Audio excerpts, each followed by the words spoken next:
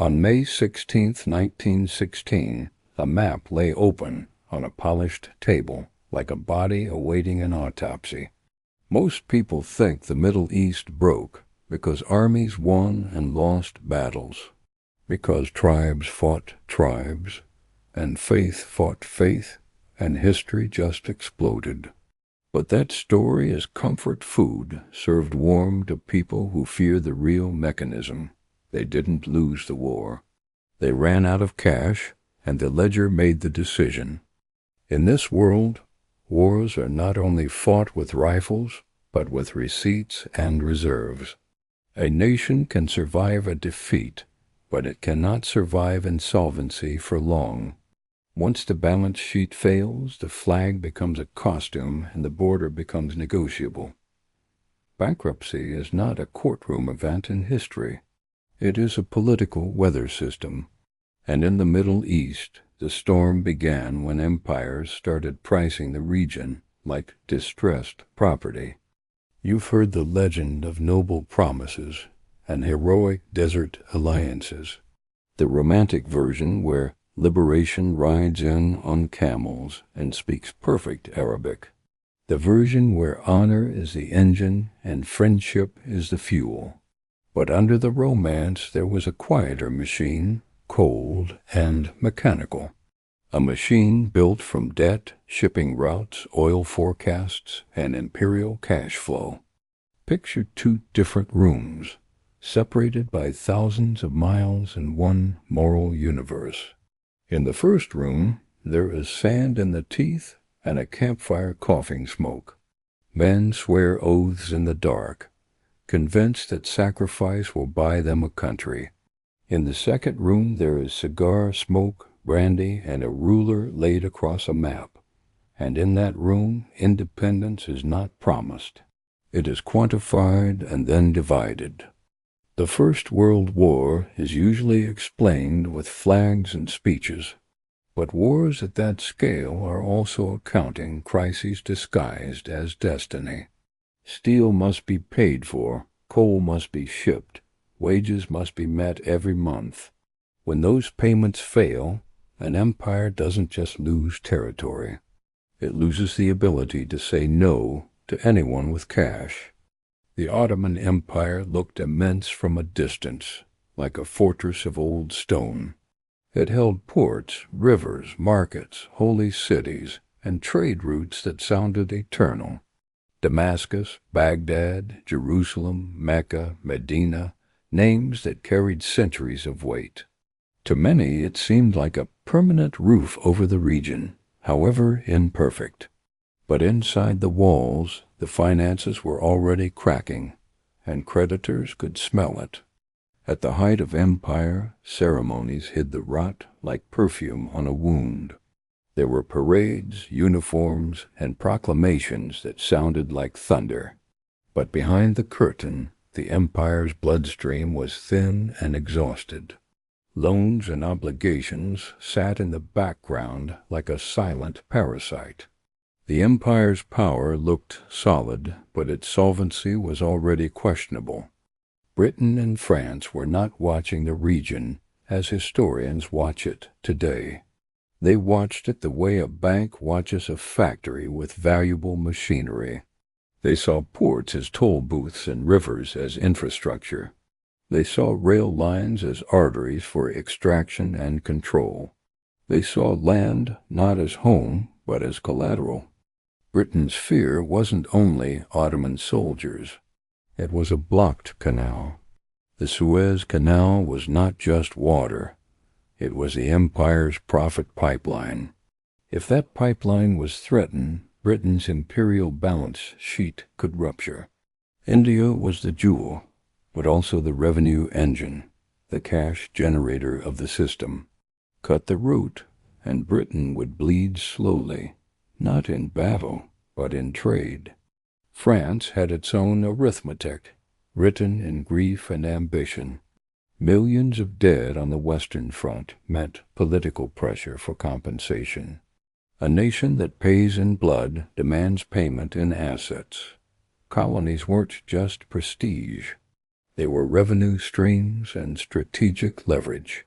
So France, too, looked east with the eyes of a creditor, not a liberator. War is a furnace, and it eats more than men. It eats bread stocks, coal piles, and gold reserves that once anchored currency. Every month of war is a forced withdrawal from the future. When withdrawals become too large, the state begins to suffocate financially. And suffocation makes even proud empires start selling pieces of tomorrow. The Ottoman Empire entered the war in 1914, and the clock began ticking louder. Railways required coal, soldiers required uniforms, ammunition required industry. But industry requires funding, and funding requires either taxes or borrowing. In war, taxes become politically dangerous, and borrowing becomes addictive. Soon you are not fighting to win. You are fighting to delay default. Debt is not a neutral number.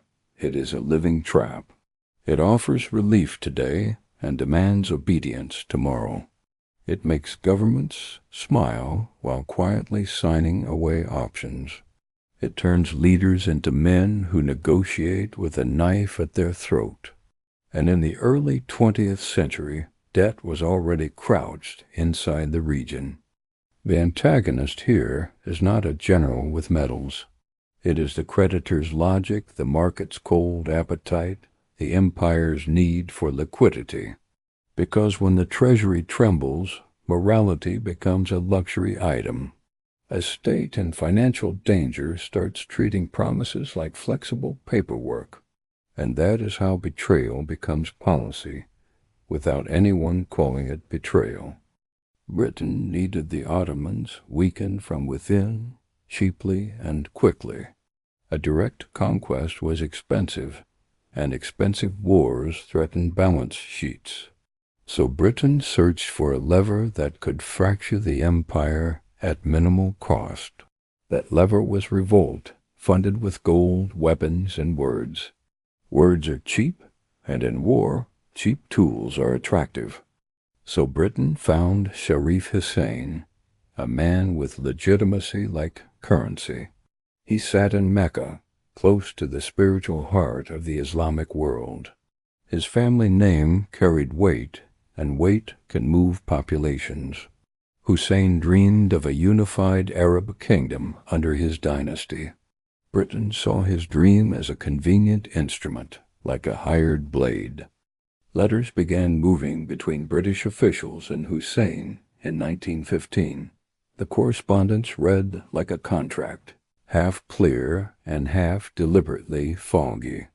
Recognition, support, independence, phrases that sound like coins clinking in a purse. To Hussein, it felt like a guarantee that sacrifice would yield sovereignty. To Britain, it was a wartime investment meant to generate strategic returns. By June 1916, the Arab Revolt began, and the desert caught fire. Tribes attacked garrisons, cut lines, sabotaged railways, and bled for the promise. Men marched believing their children would inherit a nation, not a mandate. They were not fighting for poetry. They were fighting for a political receipt. They believed Britain's word would function like gold. Then came the myth figure, the living symbol of the promise. Thomas Edward Lawrence, an Englishman who spoke Arabic and moved like a ghost. He wore local dress, ate local food, and lived close enough to belief to sell it. He became the visible signature on the invisible contract Britain had implied. To the fighters, his presence was proof that the promise was real. But while Lawrence spoke beside campfires, other men spoke over maps. Those men were not sweating under the desert sun. They were sweating over the cost of war and the fear of insolvency. They did not ask what the region wanted. They asked what the region was worth. They began planning the auction before the patient was officially dead. In late 1915 and early 1916, Britain and France started secret negotiations. Not the kind of negotiations meant to protect freedom. The kind meant to prevent a fight between allies over spoils. Because allies in war can become enemies at the peace table.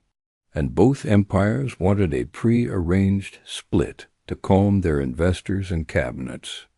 The map was treated like an estate in probate, a property to be divided before the heirs could speak. Lines were drawn that ignored tribes, valleys, and histories older than Europe's crowns. The straightness of the lines was the point, the signature of arrogance. A ruler creates the illusion of rationality even when the result is chaos. This was the Sykes-Picot logic, even if you never speak the name aloud. A British man and a French man dividing zones like departments in a merger. North assigned, South assigned, and Palestine filed under complicated for later. They spoke in terms of control, access, ports, and future influence. They weren't sketching culture. They were sketching cash flow. Here is the economic trap hiding inside the geography. Britain needed a corridor linking sea to empire, a route that could be defended. France demanded coastal influence and a claim to historic prestige. Both wanted administrative control because administration means taxes and customs. And taxes and customs are how empires refill a drained treasury after war. Now the descent begins, because war never ends cleanly. It ends like a man losing blood, slowly, until the body collapses. By 1917 and 1918, the Ottoman system was exhausted and cracking. Supply chains broke, discipline eroded, and provinces became harder to hold. Once a state can't pay and can't supply, authority dissolves in real time. The gold was gone. The credit was frozen. The Allies had turned away. That is the rule of three, the rhythm of collapse that repeats across centuries. And once it lands, the map becomes a marketplace.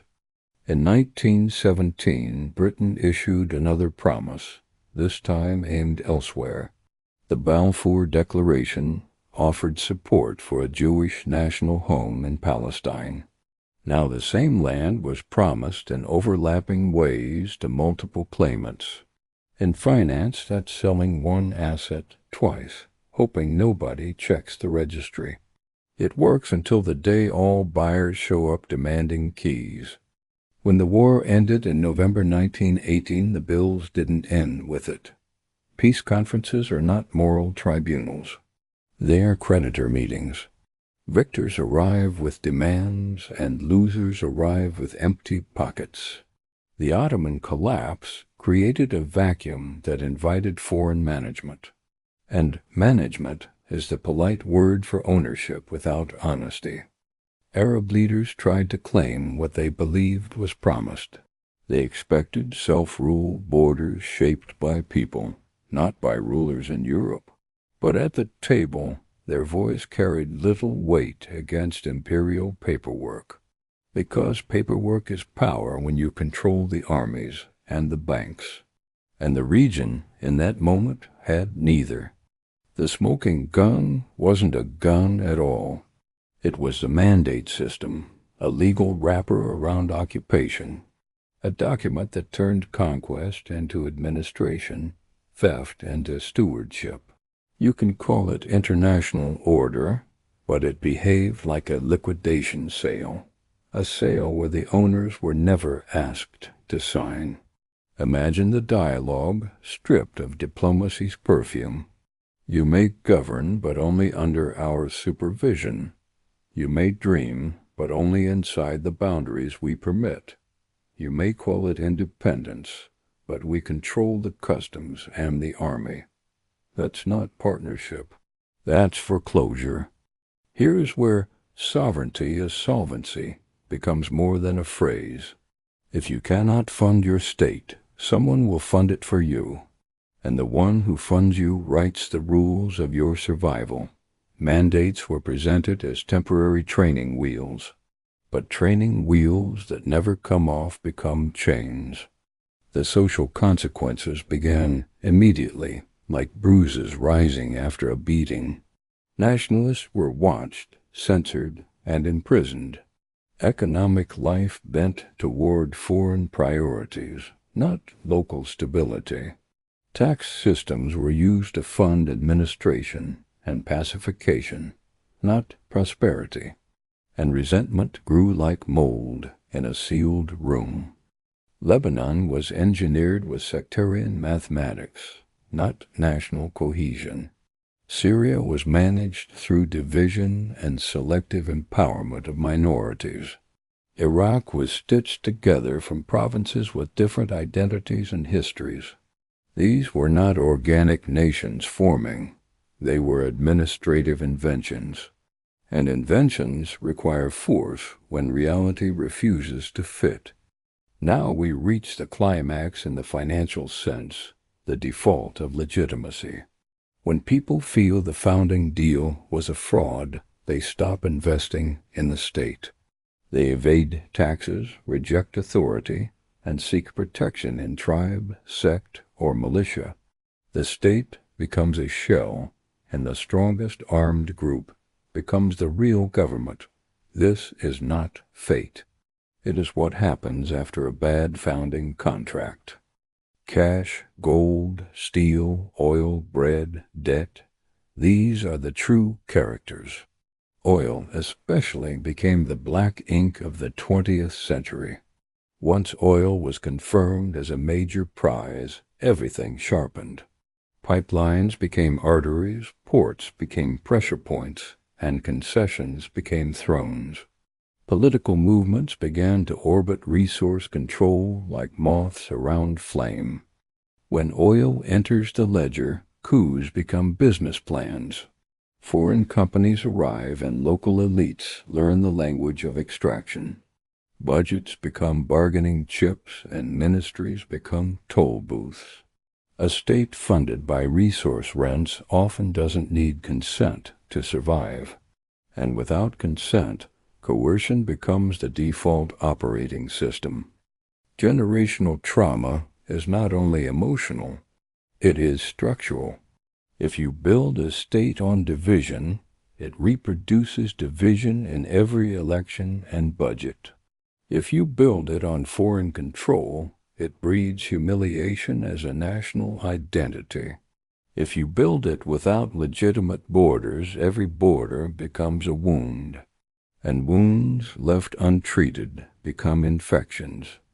This is why the Middle East keeps revisiting the same nightmare in new clothing. Civil wars, proxy wars, insurgencies, paralysis, fragmentation, these are symptoms. They are aftershocks of a foundational economic and political betrayal.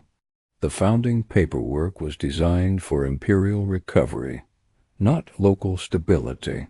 And a system designed for extraction always leaves broken bones behind. Now the aftermath, the long payment plan that history forces on the region. A betrayal is not paid once. It is paid repeatedly, like interest on a bad loan. It is paid every time a fragile coalition collapses under pressure. It is paid every time a community believes the state is rigged against them. It is paid whenever outsiders return with new solutions that look like old control. In many places, the check never feels fully written, because the costs are not only monetary, they are in lost trust, and trust is the invisible currency that makes nations possible. When trust collapses, people retreat into smaller identities for protection. That retreat is how a region fractures, even without an invading army. So when people say the Middle East is broken, ask what they mean. Broken like a vase dropped by accident, or broken like a machine sabotaged for parts. Because the story here looks less like accident and more like dismantling. A region treated as an asset to be partitioned for imperial survival. A betrayal executed with rulers, stamps, and silent bank logic. Let that scale sink in for a moment. Millions of lives were managed like entries on a spreadsheet no one could see. Promises were issued like unsecured loans during wartime panic. Then those promises were called in, rewritten, or ignored when inconvenient, and the people on the ground paid the difference. This is the lesson that hides behind the romance and the outrage. History is not decided by speeches. It is decided by who stays solvent. Once a state becomes insolvent, it becomes negotiable. Once it becomes negotiable, strangers start drawing lines on its skin. And those lines do not fade just because time passes. The Middle East is not broken because its people are incapable of peace. It is broken because the modern state system there was built on a fraudulent ledger entry, a founding deal that treated communities as assets and borders as paperwork, a betrayal written in ink, enforced by guns, and justified by balance sheets. And until people control their own ledger, the ghost of that deal keeps collecting interest. If you want more stories like this told through cash, oil, and debt instead of fairy tales, subscribe. Because the next time a crisis is sold as ideology, you'll see the receipts underneath. You'll notice who profits, who pays, and who gets told to be patient again. You'll understand that sovereignty is solvency, and solvency is never accidental. And you'll be ahead of the people still watching the map, not the ledger.